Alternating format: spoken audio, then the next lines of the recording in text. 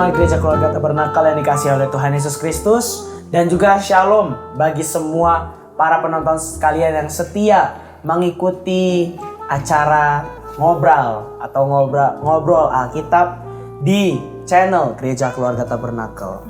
Nah, kali ini kita masih akan membahas topik yang berkaitan dengan apa yang sudah kita bahas di ngobrol sebelumnya, yaitu adalah tentang pengampunan ya. Dan pada saat ini kita akan membahas tentang bukti pengampunan. Kalau saudara belum menonton ngobrol kita yang berkaitan dengan episode ini, boleh cek di deskripsi. Nanti ada di situ link untuk ke ngobrol-ngobrol sebelumnya. Nah, yang pertama waktu itu kita bahas adalah tentang pengampunan dari manusia kepada Tuhan. Kemudian yang kedua yang kita bahas itu adalah tentang pengampunan sesama manusia. Dan pada saat yang ketiga ini kita akan melanjutkan di dalam sesi pengampunan sesama manusia, yaitu bukti mengampuni. Iya kan? Agak unik sih ya. Iya, agak unik. Bukti pengampunan gitu ya. Gak nyangka sih, maksudnya dari kemarin kita nggak berencana buat ada segmen 1, 2, 3 kan sebenarnya. Iya, nggak ada. Kita cuma ada yang nanya berlanjut. Ada yang nanya berlanjut, betul. Nah, kali ini kita masih dengan orang-orang yang sama. Ada Bapak Aaron di sini ya gitu ya, dan sekarang ada Om Stef. Bukan Om Stephen, ini siapa ini? Ini import. Hai. Ini khusus import. Stephen Limpel Isa. Ini adalah Kak David Setiadi. Mr. Davis. Datang jauh-jauh dari Bekasi untuk menjawab masalah ini. Tidak ada. Keren sekali ya. Keren sekali. Nah, dengan Ibu Pendeta Lana Harumia dan saya sendiri, Saudara Pendeta Mika Anubrahman gitu ya. Nah, kali ini kita kemarin kalau menyambung dari yang episode sebelumnya, jadi kita kemarin bahas tentang perumpamaan ya. Ini hanya sedikit review saja, tapi kalau yang belum nonton boleh sekali lagi cek di kolom komen di kolom deskripsi, nanti ada di situ linknya. Nah, jadi kita kemarin sempat membahas berkenaan dengan pengampunan sama manusia, berkenaan dengan itu perumpamaan tentang seorang raja yang membebaskan hutang hambanya. Kemudian hamba ini ada hamba lain yang berhutang sama dia nggak bebaskan, seperti itu ya. Kemarin kita sudah bahas itu, dan kemudian Ibu Pendeta Lana Harumia menyampaikan satu pernyataan. Mungkin bisa diulang apa yang diingatkan lagi, memicu topik ini gitu. Ya, terakhir kita saya bertanya gitu. Ya kan orang kan ada, ya udah saya udah mengampuni. Nah, itu apa betul udah dari hati mengampuni atau cuma di mulut aja? Nah, buktinya apa kalau dia sudah mengampuni? Itu loh, terakhir kemarin ditutup dengan itu. Lalu kan Pak Stefan sempat memberi jawaban, katanya ya harusnya kalau udah mengampuni itu bisa kayak berteman lagi dan kayak nggak ada apa-apa. Ya, gitu. kalau terjadi pertikaian. Ya, misalnya ya, terjadi pertikaian ya. Terjadi sebuah pertikaian. Ya, betul. Harusnya bisa seperti biasa lagi. Harapan umumnya yang orang harapkan mungkin seperti itu ya. Dan saya juga nggak nyangka sih sebenarnya bakal sejauh ini nih topik ini. Jadi agak unik juga. Ternyata iya juga sih, maksudnya selama ini yang ditunggu sama orang itu kalau dalam pengampunan dan segala macam, pengennya Tuhan balas tuh instan dulu kemarin lalu sampai yang di hari ini biasanya secara umum masalah pengampunan itu yang diharapkan orang, yang diharapkan dilihat atau didengar orang itu netizen atau betul ya, secara umum yaitu jadi clear, beres. Hanya dengan mengampuni, berarti setelah mengampuni selesai gitu ya. Ternyata gitu. Kemarin Mika kasih statement yang bagus banget itu terakhir. Jadi setelah setelah jawabannya dari Bapak Pendeta Stephen, kemarin tuh saya kasih gini, berarti ini tuh berbicara soal pengampunan dan pemulihan. Nah, kalau menurut kacamata dunia gitu, kalau menurut Om Stephen bilang ya adalah secara pandangan umum, setelah kita mengampuni itu harusnya sudah pulih instan pulih, langsung clear, langsung ya sohib lagi gitulah ya, kurang lebih kayak gitu. Nah, ini yang mau kita bahas. Memang apakah itu bukti pengampunan itu gitu? Bukti pengampunan. Kenapa harus dibuktiin gitu?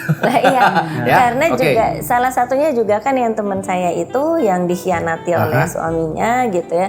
Terus dia bilang, kenapa baru udah 20 tahun baru aku tahu? Harusnya tahunya tuh 20 tahun yang lalu gitu. Aku sih ngampunin lah. gitu. Tapi aku mah udah berhenti. Aku juga masih bisa cari lagi dulu. Kalau 20 tahun yang lalu aku masih cantik. Kalau sekarang kan aku udah tua gitu.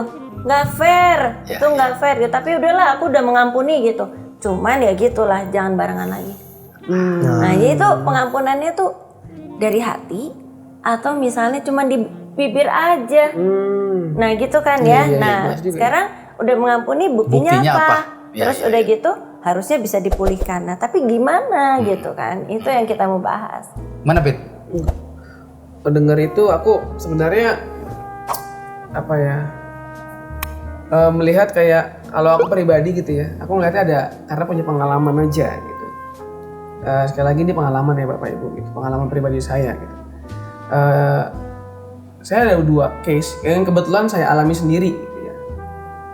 2 case ini mungkin sudut pandangnya berbeda gitu, tapi ketika tadi dibilang, oh iya juga ada beberapa yang ada posisi yang pengertiannya ngampunin itu clear gitu, jadi kayak putih lagi gitu kan.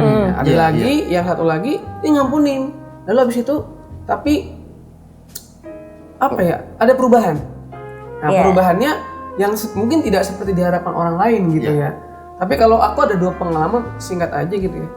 Pengalaman pribadi yang pertama itu saya secara khusus gitu itu punya pengalaman sama teman, tapi ini soal utang piutang gitu ya. Bukan utang piutang ya, tapi intinya pada saat material itu berhubungan sama uang. Ya jadi kejadiannya intinya ada uang ini dipakai gitu ya. Buat saya tuh nominalnya cukup besar gitu. Maksudnya dipakai Iya, dipakai kebetulan waktu itu karena masih muda awal-awal gitu ya Covid gitu kan. Jumlahnya sekitar 7,5 juta lah ya. Buat saya tuh besar gitu ya Bapak Ibu ya. Nah, itu mulailah coba peruntungan lain dengan cara ya waktu itu mungkin kayak saham bla bla bla gitu ya. Tapi karena saya saya enggak juga sih. Saya belum belajar. Jadi saya lihat dia, oh dia sudah belajar sepertinya gitu ya. Bagus sekali dia menjabarkan itu gitu. Lalu saya saat itu percaya sama dia, titip uang 7,5 juta. Kebetulan saat itu saya kasih kepercayaan, kita sudah ada perjanjian, dia sudah kasih nanti gimana baliknya bla bla bla gitu. Nah satu kejadian ternyata ketika waktunya tiba duitnya nggak ada, habis. Ya ternyata saya baru tahu ketika dia saat itu hype-nya pakai robot trading. Nah, gitulah. Hilang. Di situ saya ngerasa, oh, habis uangnya. Bener-bener udah kesel banget gitu ya. Kesel uang segitu habis, lalu yang saya pikirkan saat itu adalah bagaimana caranya saya dapat uang itu kembali gitu. Pada saat Covid, waktu demi waktu, makin pusing. Karena semuanya dipikirin. Makin ngulik. Iya, makin saya coba belajar juga. Berarti ada kemungkinan sebenarnya ini bisa ditanggulangi gitu. Tapi kenapa harus hilang? Gitu. Saya kejar terus gitu ya. Sampai di titik satu saat adalah saya akhirnya, udah capek banget. Capek, saya stres. Akhirnya saya cerita lah sama orang tua saya gitu. Saya cerita sama mama saya. Satu-satunya hal yang diberikan itu adalah dia orang tua saya, mama saya meminta saya untuk berserah. Tujuannya apa? Saya saat itu berpikir, berserah. Bahasa klise yang orang Kristen tuh tahu gitu, berserah. Gitu. Ada lagunya I Surrender All gitu ya. Sebenarnya kalau dengar, oh iya ya. Kita kayaknya secara teori bisa. Pada saat itu saya nggak bisa. Beda. Saya nggak bisa. Susah. Gitu. Berserahnya ini ternyata ada 2 step. Yang pertama, ya saya menyerah dulu sama Tuhan gitu. Menyerah dalam arti mama saya kasih perumpamaan seolah-olah itu kalau tenggelam. Orang tenggelam itu biasanya dibiarin dulu. Kenapa dibiarin? Biar dia supaya nggak berontak. Supaya pas mau diselamatin, nggak malah melukai yang nyelamatin. Jadi benar-benar mudah.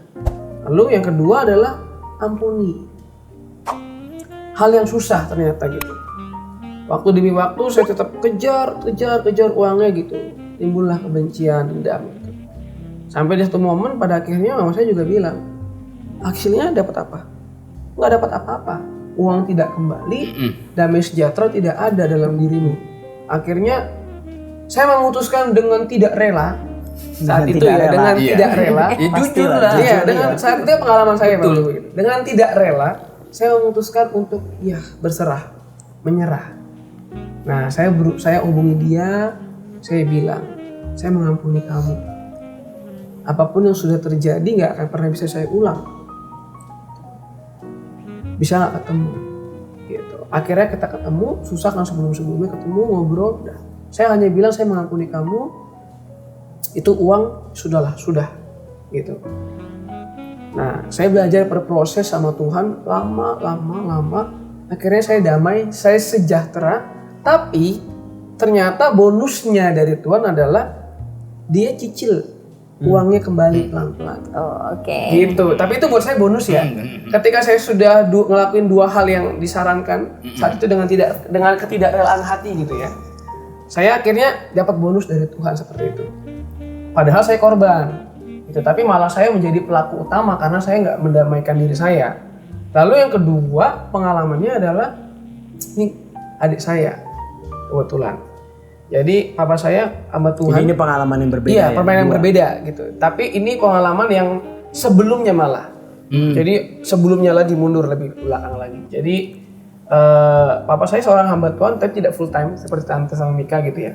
Tidak full time maksudnya dia seorang yang pegawai swasta. Tapi dia juga sekolah Alkitab dan dapat melayani di bagian pemuda remaja. Nah kebetulan saat itu pensiun ya selayaknya laki-laki pensiun gitu ya, ngedrop dan bla bla bla, pokoknya intinya Ngedrop tuh keuangan ngedrop. bukan cuma keuangan, tapi ternyata dalam dirinya juga ada yang belum selesai gitu ya. Ya disclaimer aja, hamba Tuhan juga manusia gitu. Iya. Nah pada saat itu ternyata yang lebih parah adalah papa mama saya tuh bisa loh melayani Tuhan di gereja, tapi di dalam keluarga, di rumah 2 tahun tidak bicara. Tidak bicara, literally tidak bicara gitu. Waduh. Gitu. Itu tidak bicara. Jadi saat itu saya kelas 1 SMA, saya ingat sekali. Prosesnya tuh 2 tahun, lalu adik saya baru kelas 1 SMP. Nah, dia merasakan yang namanya home isn't home. Hanya bangunan saja. Jadi pengertian rumah tuh dia nggak kangen rumah. Dia selesai pulang sekolah, pulang rumah, ganti-ganti pergi, pulangnya malam atau tengah pagi, atau pas datang bawa kasus gitu ya. Saat itu pendekatannya susah, Pak Ibu gitu. Dan apa hubungannya dengan pengampunan? Butuh waktu 2 tahun, akhirnya reconcile gitu ya. Wah, kesannya bagus banget ya rekonsiliasi gitu ya, kayak orang Kristen gitu. Duduk-duduk, ya, kayak persekutuan doa gitu ya. Kami punya mesbah keluarga gitu, doa gandengin tangan. Wah, instan, keren. Kayak iklan di TV ngucek bersih gitu kan. Saat itu seolah-olah mama saya papa saya bicara bergandengan tangan gitu kan, seperti sahabat lah. Setelah itu ternyata nggak selesai Bapak Ibu. Prosesnya masih panjang. Adik saya menyimpan dan menanam luka. Menanam luka. Kenapa? Karena ketika dia kuliah, dia harus selesai 6 tahun. Permasalahannya adalah dia masih menyimpan itu. Dia masih melihat belum beres gitu. Dan itu yang menjadi concern orang tua kami. Dan aku waktu itu ke Jogja juga. Dia cerita, lalu puji Tuhan, itulah fungsinya hamba Tuhan ya di gereja. Walaupun bapak saya hamba Tuhan, tapi dia menemukan sosok lain hamba Tuhan yang bisa buat tempat dia bercerita. Dia lepaskan, nah sebelum dia melepaskan itu semua, papa mama saya gitu ya, secara pribadi meminta maaf, mengakui apa yang menjadi saat itu menjadi permasalahan dan diakui kepada adik saya. Disitulah adik saya baru bisa akhirnya melepaskan pengampunan secara full. Apakah setelah itu dia beres langsung? Nah, dia juga butuh proses. Nah ini dia. Nah bedanya, bonusnya buat saya ketika saya prosesnya lama, Tuhan kasih hati untuk mengampuni, lalu Tuhan kasih bonus yaitu saat itu ya uangnya kembali. Tapi pilihan saya saat itu adalah saya tetap melihat dia sebagai teman. Kejadiannya tidak bisa dihapus, tapi saya melihat dia sebagai manusia biasa. Manusia yang buat saya oke, fine. Tapi Tuhan juga beri saya hikmat ketika apakah saya harus terus percaya sama dia dalam hal yang ini ya, keuangan ini, atau tidak. Nah bedanya sama adik saya adalah adik saya merasakan bagaimana itu panjang sekali buat dia untuk mengampuni. Ya. Lalu dikasih pemulihan sama Tuhan, sementara bukan pemulihan dalam hal yang dia inginkan. Gitu. Tapi ternyata dia dibebaskan dulu untuk damai. Akhirnya pelan sekarang itulah yang saya bisa melihat ya. Maksudnya panjang perjalanannya sampai akhirnya dia bisa kangen rumah gitu. Itu dari pengalaman saya gitu ya secara pribadi gitu. Jadi memang dua hal yang berbeda gitu. Antara pengampunan dan pemulihan itu memang beda beda sekali. Nah, iya. Nah, justru kalau saya lihat ya dari adiknya, ini dari bicara soal adiknya David ya, itu tuh karena dia mengampuni, jadi dia tuh udah nggak ada beban. Betul. Nah, dari situ dia kelihatannya dia bisa melihat apa yang dilakukan orang tuanya David sebagai bukti bahwa mereka itu mau berubah. Yes. Ya. Nah, perubahan itu jadi kelihatan. Betul. Karena dia di hatinya udah selesai. Jadi dia nggak dihantui lagi dengan pikiran itu mah cuma pura-pura. Itu mah. Nah, itu dia. Si klise itu muncul. Iya kan? Betul. Nah, itu kan kalau orang yang kesel kan, orang yang belum selesai kan pasti mikir jelek terus tentang orang itu. Ya. Nah, jadi saya pikir pengampunan itu memang perlu dia dari satu orang mungkin ya, dari orang yang disakiti. Walaupun saya juga waktu yang lalu kan kesal juga nih, karena kenapa sih kok Tuhan tuh kita yang menjadi kita yang disakiti. Iya, tapi Tuhan bilang kalau kamu nggak mengampuni maka aku juga nggak mengampuni gitu kan ya. Betul. Nah, padahal kita yang disakiti loh. Ya, terus orang yang menyakiti kita gimana? Kayaknya sama Tuhan tuh nggak peduli gitu loh. Yang penting kamunya. Nah, itu tuh kadang-kadang juga, udah aku disakiti, aku juga harus mengampuni gitu. Kan gitu ya. Tapi kalau ngelihat dari ceritanya adiknya David kayaknya, iya, dia berdamai dulu kali ya. Betul. Seolah-olah kayak Tuhan tuh pengajarannya egois ya. Maksudnya udah ikutin, lu mau diampunin nggak? Kalau nggak mau diampunin, iya gitu. Ya kalau lu nggak mau ngampunin, lu jangan ngampunin. Lu gua akan ngampunin. Nah, seolah-olah pengajaran yang egois. Padahal ternyata itu mulainya gini. Udah lu nggak tahu apa-apa, ampunin dulu, biar tahu nanti habis itu damai. Setelah itu lu melihat semua secara lebih terbuka gitu. Betul. Seperti yang waktu kemarin Ko Aaron juga ceritakan ya. Jadi yang menceritakan pengalaman seperti itu bukan cuma Kak David aja. Puji Tuhan sekarang ini ada Kak David. Tapi waktu ngobrol episode yang lalu, Ko Aaron juga menceritakan pengalaman yang sama. Kenapa dia mengampuni orang ya adalah untuk kesembuhan di hatinya dulu. Damai diri sendiri dulu. Betul. Nah, tapi soal yang tadi yang tentang temennya Kak David itu tuh dia mengakui nggak sih kalau dia tuh salah? Oh, pas. Jadi intinya gini, ketika dikejar, kita kejar, entah nggak tahu ya, itu mungkin cara Tuhan ya gitu ya. Ya karena dia Tuhan kan, dia pinter lah ya gitu. Maksudnya kita kejar, dia lari. Tapi ketika saya sudah oke lah Tuhan, saya menyerah, saya sudah nggak berontak kayak yang tenggelam gitu, ketemu dia akhirnya mengakui proses terjadinya itu, dan dia tahu dan dia akui bahwa nggak semuanya itu dia in charge masuk dalam situ. Jadi ternyata bukan saya doang gitu. Nah pada akhirnya puji Tuhannya adalah kasusnya berbeda gini. Adik saya butuh pengakuan orang tua, baru dia mulai mengampuni itu sebagai titik baliknya. Kalau saya melepaskan pengampunan dulu, baru Tuhan berikan pengakuan dan bonus.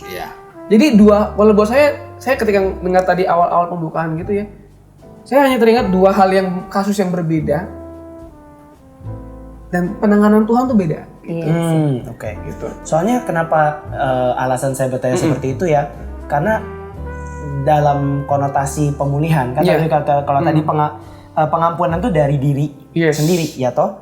Kalau dalam konotasi pemulihan itu harus dari dua pihak. Nah, coba kita buka ya ayatnya. Karena ini ngobrol, jadi kita harus berbicara dengan dasar firman Tuhan ya, dengan dasar Alkitab. Yakobus 5 ayat yang ke-16. Yakobus 5 ayat yang ke-16, saya akan bacakan untuk kita. Karena itu hendaklah kamu saling mengaku dosamu dan saling mendoakan supaya kamu sembuh. Doa orang yang benar bila dengan yakin didoakan sangat besar kuasanya. Nah di sini tuh supaya kamu sembuhnya ini loh. Berarti kan penting gitu untuk ada pengakuan dari orang yang bersalahnya juga penting gitu. Kalau mau terjadi pemulihan, ya pemulihan kalau dalam tindakan sehari-harinya ya bisa berteman lagi, bisa hubungannya bisa baik lagi gitu ada ya. proses. Ada prosesnya gitu ya. Nah, kalau temannya Kak David nih, kita kembali lagi situ. Kak David masih berteman dengan si orang ini. Oke. Pengertian teman dulu ya. Maksudnya apa nih gitu. Kalau Kak David tetap melihat dia sebagai manusia, kebetulan kan dia juga Kristen gitu ya. Saya melihat dia sebagai ya sudah teman gitu. Apakah hubungannya akan sama seperti dulu kayak kepompong gitu ya, persahabatan? Enggak. Gitu. Kenapa? Karena Kak David pegang prinsip gini. Waktu Tuhan kasih kita hikmat, kita kan harusnya tidak lebih bodoh daripada sebelumnya. Ya, gitu. Ngerti. Apakah hikmat itu kita pakai atau kita menaifkan diri sendiri gitu? Kalau Kak David, tapi beda ya. Kasus saya, pengalaman saya bukan pengajaran, tapi pengalaman pribadi. Sementara ketika melihat kasusnya adik Kak David, kan beda banget.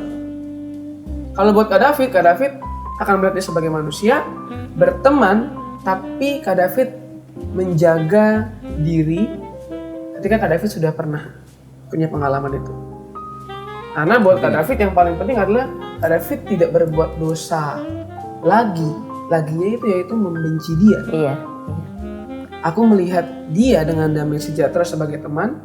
Ketika aku tidak mempercayai dia dalam hal khusus, aku tidak membenci dia. Berarti aku tidak berbuat dosa lagi. Iya. Gitu. Kalau Kak David melihatnya gitu ya, Mika.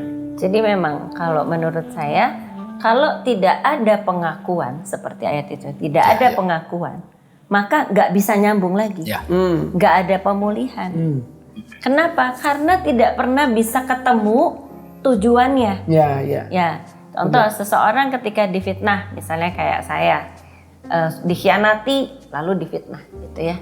Ketika dikhianati, saya tuh kan tadinya dengan teman saya ini tujuannya sama, mau mencapai kesuksesan dengan satu tujuan itu. Nah, dalam berjalannya waktu, saya tetap di jalur itu, teman saya berkhianat ke jalur lain, gitu. Ketika dia tidak mengakui ini, dia belok.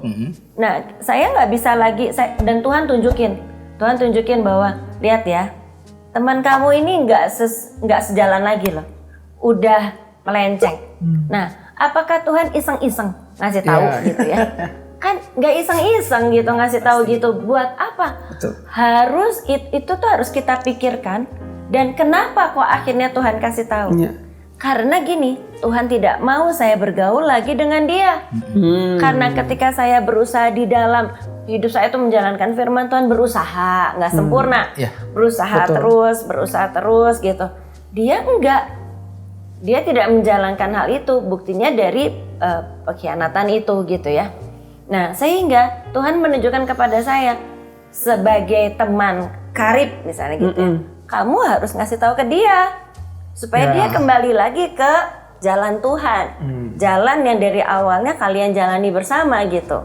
Nah, ketika saya memberitahu, bukan maksudnya dengan terbukti luar biasa bagaimana dia berkhianat, tentu dengan bukti-bukti bukan dari satu orang, sesuai dengan Alkitab aja lah ya.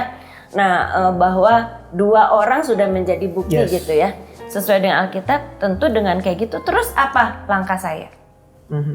Ya, manusia sih tetap bilang kalau udah mengampuni harusnya bisa jalan bareng lagi dong, gitu ya. Nah, tunggu dulu. Nah, saya mengampuni, terus tapi saya nggak bisa jalan bareng dulu. Kenapa? Karena dia belum mengakui. Dia masih di jalannya sendiri. Dia menutupi segala sesuatu. Artinya kita berbeda. Nah, kalau dia tidak ada di jalan Tuhan, saya ada di jalan Tuhan. Kita semua yang hidupnya adalah ya boleh bilang anak Tuhan gitu ya. Yang seharusnya kita tuh memang betul-betul menjalankan hidup itu seperti yang Tuhan mau. Kalau kata firman Tuhan, jangan membohong ya, jangan bohong. kalau kata firman Tuhan jangan menyembah ilah lain, jangan menyembah patung tuangan ya, jangan gitu. Nah, ketika dia tidak di jalan Tuhan, sedangkan kita sudah di jalan Tuhan, kita ini sudah dikhususkan. Ya kan? Kita ini dikuduskan, artinya dikhususkan untuk menyembah Allah gitu ya, dengan secara benar. Nah, kita harus menjalankan itu. Dia belum, kita beritahu kalau dia mau akan bisa dipulihkan, itu pun masih lama prosesnya. Ada proses lagi. Ya. Koiron, dengar tante ya. Tiba-tiba kebukaan, Mika tadi bilang ya, Yakobus 5 ayat 16 ya. Terus tante bilang orang benar, dikhususkan kan. Kita kan kudus karena dikhususkan. Baca ya.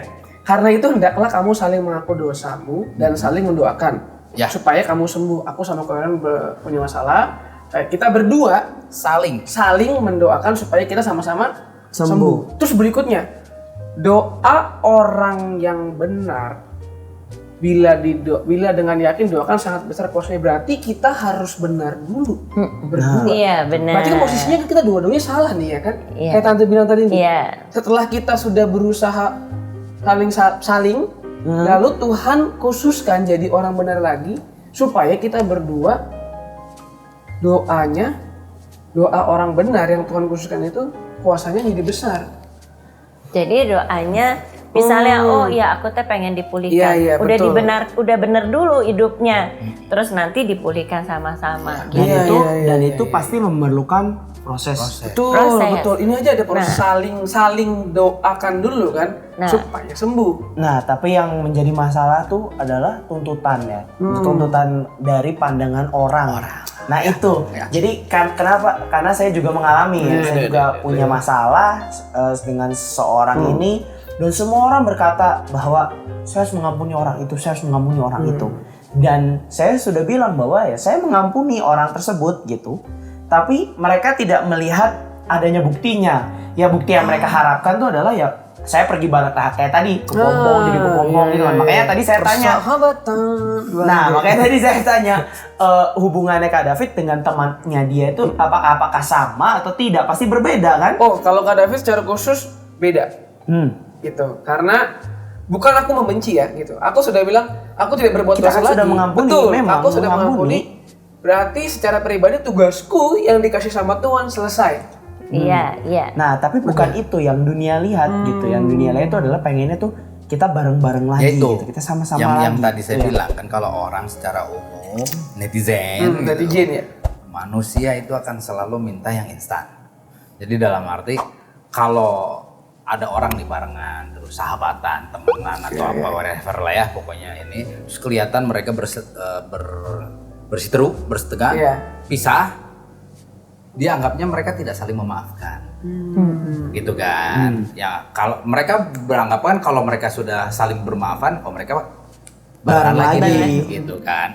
Tapi kan sebenarnya jangan, kalau buat saya nggak akan ngutip-ngutip Alkitab lah gitu ya. Dari kemarin juga saya nggak pernah ngutip-ngutip Alkitab, saya cuma berdasarkan pengalaman aja.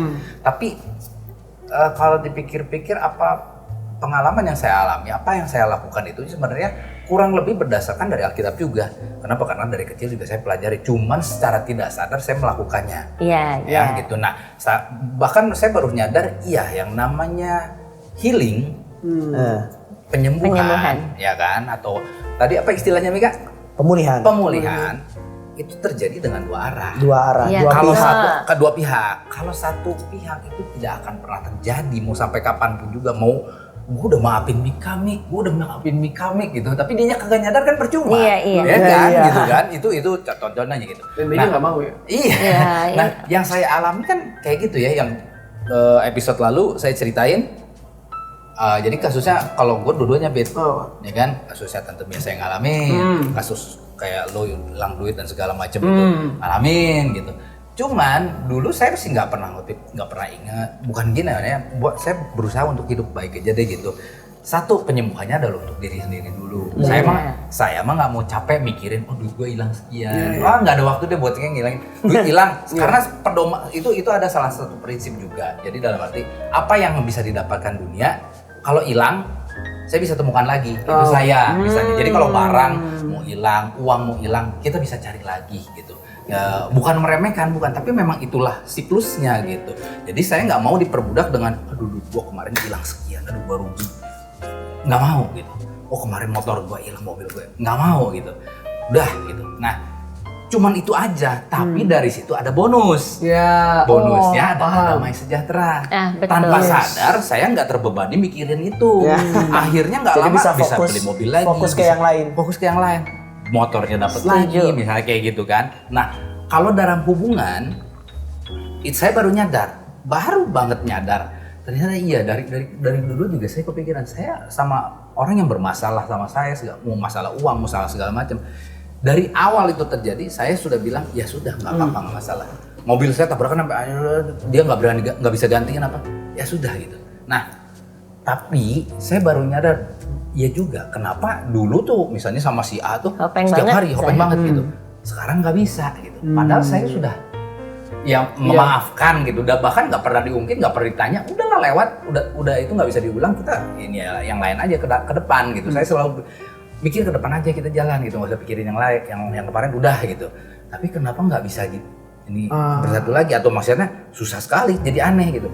Ternyata baru nyadar yang namanya pemulihan, walaupun saya bisa instan, beda dengan David ya. Betul. David mungkin dia berpegang, oh gue harus hati-hati gimana. Itu setiap orang akan berbeda. Jadi kembali lagi kalau ini netizen nggak bisa menjudge kayak Mika kasusnya misalnya, kenapa nggak ini? Butuh proses misalnya gitu kan ya. Itu setiap orang akan beda-beda. Mungkin dalam kasusnya saya bisa instan. Oke, yuk udah jalan lagi gitu. Buat saya bisa gitu ya. Cuman ada hal-hal tertentu yang ternyata saya sudah melakukan itu juga tidak terjadi. Kenapa? Karena tidak dua arah. Iya. Nah, kalau Iyanya tidak dua, belum. kalau Iya. tidak dua arah, bagaimana kata Alkitab gitu? Nah, jadi gini, buat saya dalam hal ketika saya difitnah, terus saya dikhianati, ditambah difitnah, melakukan pengampunan itu dari saya. Itu pun berat, ya. Tapi saya bisa buktikan, ini menurut saya bisa buktikan kenapa saya perasaan saya sudah mengampuni. Itu kalau saya ketemu orang itu, saya nggak ada lagi marah, saya nggak ada lagi keinget peristiwanya, tapi nggak jadi nggak sakit jadi lagi, beban. Ya, terus nggak betul. jadi kesel lagi, nggak. Saya bisa ngomong biasa aja lah. Malah kalau ininya lah, ya itu mah jadi pengalaman. Iya. Gitu kan? Terus cuman gini, kasihannya kamu teh masih gitu. Iya. Ya. Nah, dan saya melihat sekali bahwa hal ini tuh Tuhan tolong saya. Karena ada teman saya lain lagi ini, dia dikhianati, dia difitnah oleh suaminya. Dia nggak bisa mengampuni. Mati. Nah, iya, iya. Sakit kanker, mati. Jadi ya. Gitu.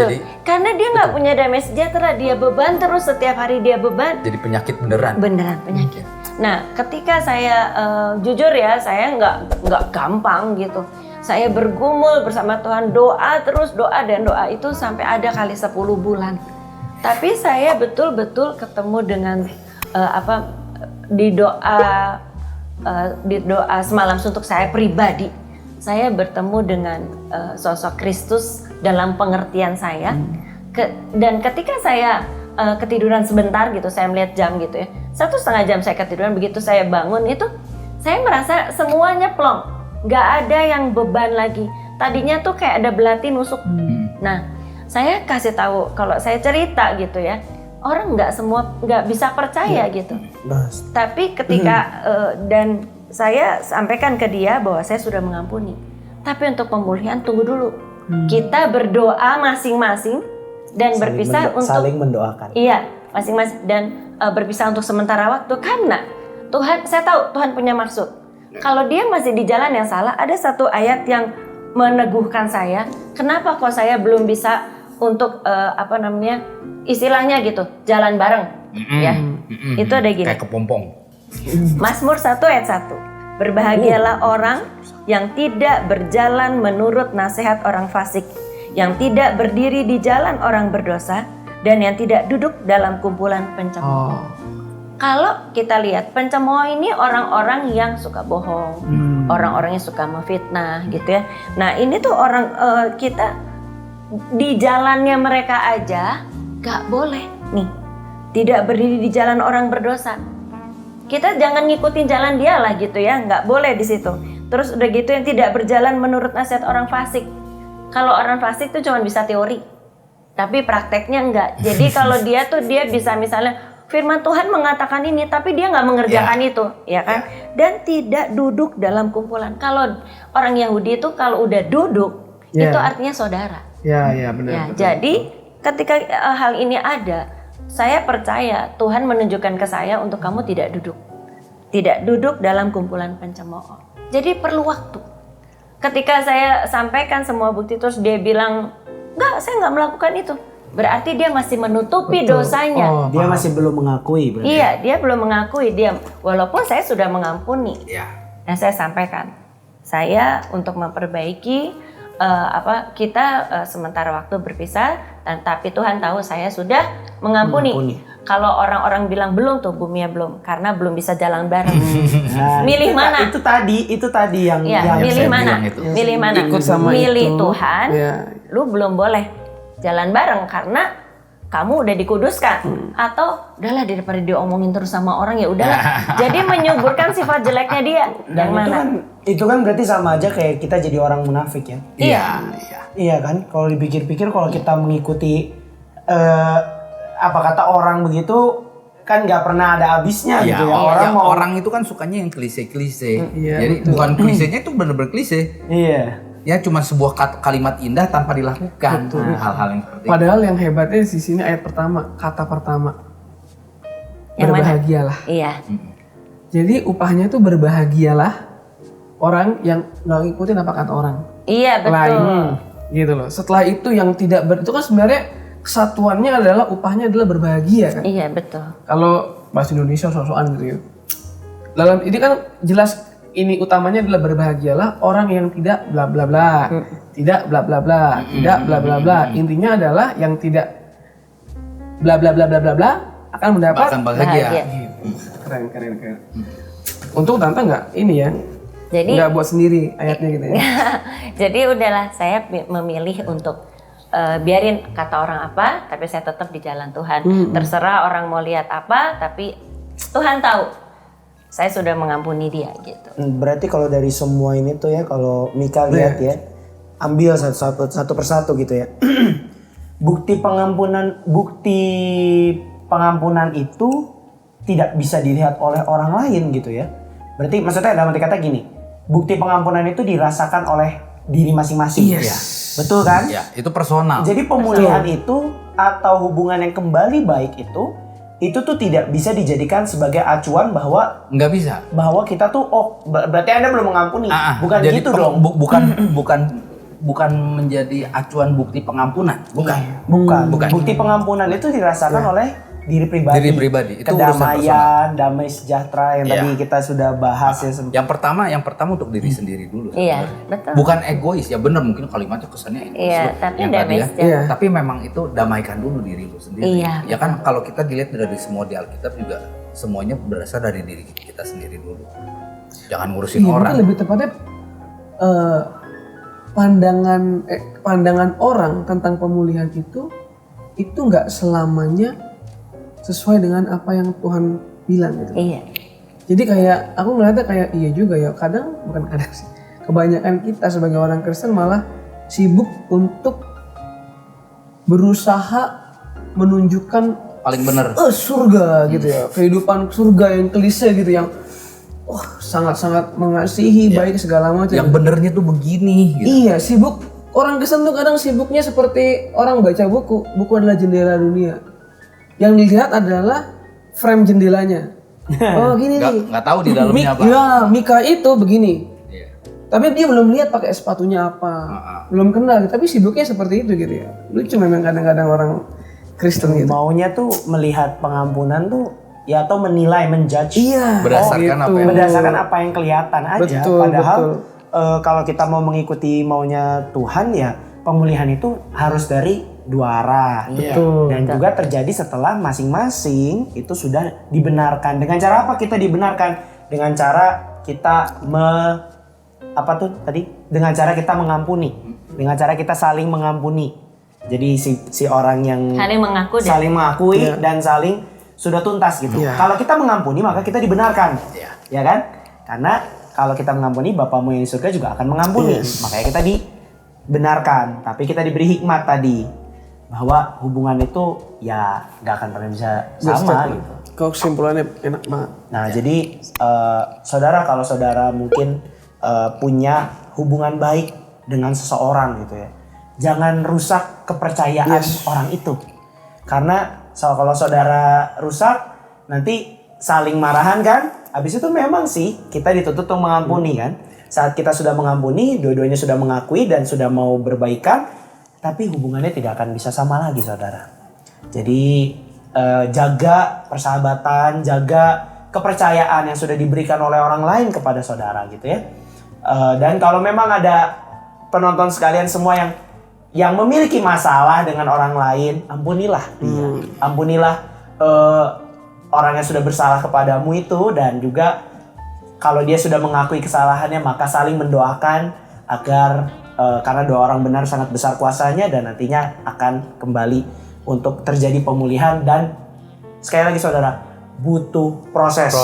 Butuh proses. Ya, dan butuh waktu. Yang paling pasti sih jangan sibuk kepo ngurusin urusan orang. Nah, ya kan? Apalagi sampai ngurusin si itu gini, si itu gini. Si ini belum mengampuni. Apalagi sebuah judgement. Karena kalau yang paling susah di atas itu judgement ya, penghakiman gitu. Jadi menghakimi gini. Ingatlah saudara bahwa di mata saudara ada balok yang tidak saudara lihat gitu ya. Kalau jangan lihat orang lain, di mata kamu ada selumbar, tapi di mata sendiri ada balok yang saudara nggak lihat. Itu selalu ingat itu. Kalau waktu saudara mau menghakimi seseorang ya. Sebenarnya yang paling gampang ingatnya gini aja, yang paling besar. Tuhan Yesus sendiri pun tidak pernah menghakimi. Kasusnya misalnya contoh nih, tambahan satu doang, pada saat ada seorang perempuan yang berzina. Pelacur.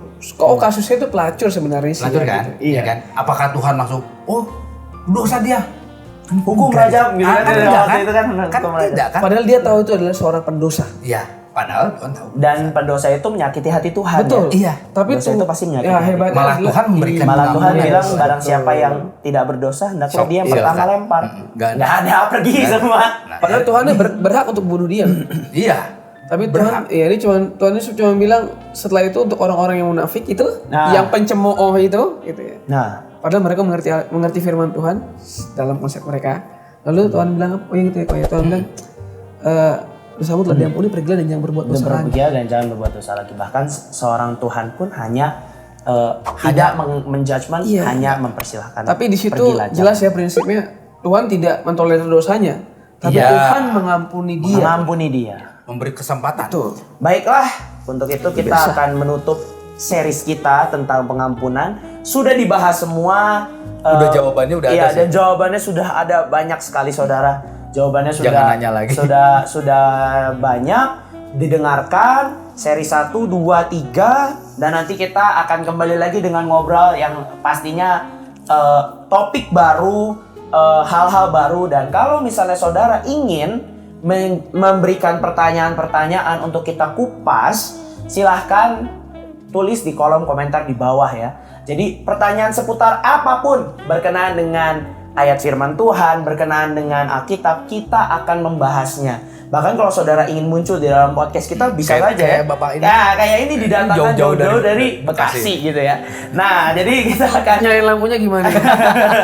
Kita akan berjumpa di ngobrol selanjutnya. Jangan lupa like dan subscribe dan juga share. Share. Pertanyaan, komen. Kalau misalnya ini memberkati, silakan share ke orang-orang yang perlu mendengarkan tentang ngobrol kita. Dan juga jangan lupa tadi sekali lagi di kolom komentar pertanyaan-pertanyaannya kami tunggu.